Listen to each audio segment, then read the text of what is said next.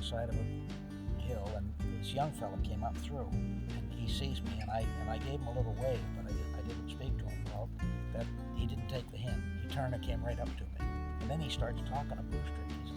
So that kind of ruined my sit. So I said to him, I says, well, how are you making out this year? He says, well, so far I've shot at 7 of them. I said, 7 of them? I says, how many you killed? He says, none. I said, well, what's wrong? He said, well, I don't know. And while we're talking, I had stood up, and while we were talking, we somehow really got turned around. So now I'm standing downhill, and he's standing where I was standing.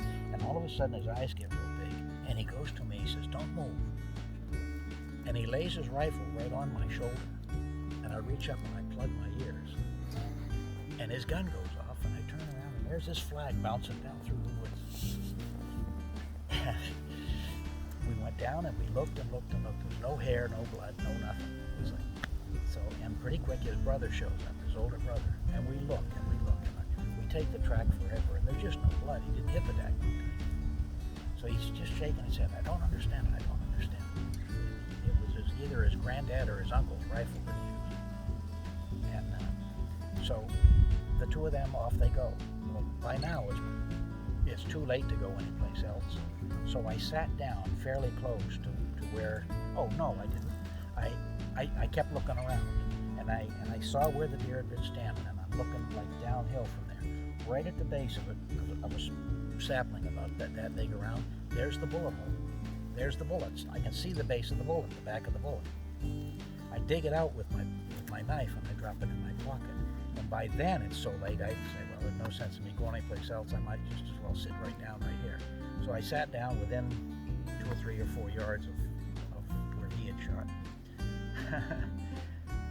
Almost quitting time, I look up to where I had been sitting, and just beyond that, there's this little thicket of pine trees on the top of the knoll. What's coming out of that? The biggest doe I ever saw in my life. She looked like a donkey. I had to look twice. Huge ears on her. I'm hunting with a 6mm Remington, and the argument had been all year, well, the 6mm isn't big enough to kill a deer, you know, like a chest shot. Because when she stepped out there, I mean, I had her dead to rights. This is a rifle I'd killed woodchucks with all summer.